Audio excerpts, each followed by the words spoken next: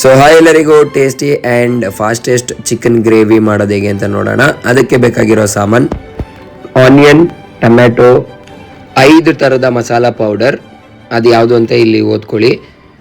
ಜೊತೆಗೆ ಸ್ಮ್ಯಾಶ್ ಮಾಡಿರೋ ginger garlic, ಮತ್ತೆ ಸ್ವಲ್ಪ ಪುದೀನ ಆ್ಯಂಡ್ 5 to 6 ಗ್ರೀನ್ ಚಿಲ್ಲೀಸ್. ನಾನು ನಿಮಗೆ ಮೊದಲೇ ವಾರ್ನಿಂಗ್ ಕೊಡ್ತಾ ಇದ್ದೀನಿ, ಈ ಎಲ್ಲ ಸಾಮಾನು ಮುಟ್ಕೊಂಡು ನಿಮ್ಮ ಸಾಮಾನು ಮುಟ್ಕೊಂಡ್ರೆ ನೀವೇ ಜವಾಬ್ದಾರಿ.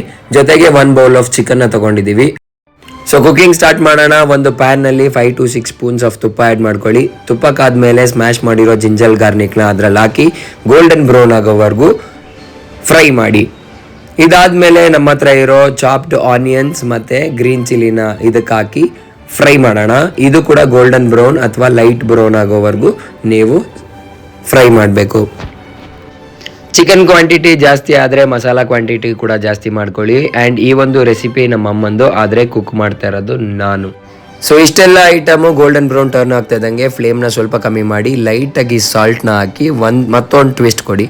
ಇದಾದಮೇಲೆ 1 ಬೌಲಷ್ಟು ಪುದೀನಾನ ಇದಕ್ಕೆ ಆ್ಯಡ್ ಮಾಡಿ ಇದನ್ನು ಕೂಡ ಫ್ರೈ ಮಾಡೋಕ್ಕೆ ಸ್ಟಾರ್ಟ್ ಮಾಡಿ. ಸೊ ಇಷ್ಟೆಲ್ಲ ಐಟಮು ನೀಟಾಗಿ ಫ್ರೈ ಆದಮೇಲೆ 1 ಟೇಬಲ್ ಸ್ಪೂನಷ್ಟು ಟರ್ಮರಿಕ್ ಪೌಡರ್ನ ಆ್ಯಡ್ ಮಾಡಿ. ಈಗ ಕಲರ್ ಚೇಂಜ್ ಆಗುತ್ತೆ. ಈಗ ಕೂಡ ಒಂದು ಒಳ್ಳೆ ಟ್ವಿಸ್ಟ್ ಕೊಟ್ಟು ಎಲ್ಲಾನು ನೀಟಾಗಿ ಫ್ರೈ ಮಾಡ್ಕೊಳ್ಳಿ. ಸೊ ಈಗ ಈ ಪ್ಯಾನ್ಗೆ ಚಿಕನ್ನ ಆ್ಯಡ್ ಮಾಡೋಣ. ಮೇಕ್ ಶ್ಯೂರ್ ಎಲ್ಲ ಚಿಕನ್ ಪೀಸಸ್ಸು ನೀಟಾಗಿ ವಾಶ್ ಮಾಡಿದ್ದೀರಾ. ಆ್ಯಂಡ್ ಡಬಲ್ ಮೇಕ್ ಶ್ಯೂರ್ ಕೋಳಿ ನಿಜವಾಗ್ಲೂ ಸತ್ತಿದೆ. Liver, kidney. ಸೊ ಈಗ ಈ ಡಿಶ್ಗೆ ಟೇಸ್ಟ್ನ ಆ್ಯಡ್ ಮಾಡೋ ಟೈಮ್ ಬಂದಾಯಿತು. ಈ ಕ್ವಾಂಟಿಟಿಗೆ ಎಷ್ಟು ಬೇಕೋ ಅಷ್ಟು ಸಾಲ್ಟ್ನ ಆ್ಯಡ್ ಮಾಡಿ ನೀಟಾಗಿ ಮಿಕ್ಸ್ ಮಾಡಿ. ಆ್ಯಂಡ್ 5 to 6 ಮಿನಿಟ್ಸ್ ಇದನ್ನು ಕಂಪ್ಲೀಟಾಗಿ ಬಾಯ್ಲ್ ಆಗೋಕ್ಕೆ ಬಿಟ್ಬಿಡಿ.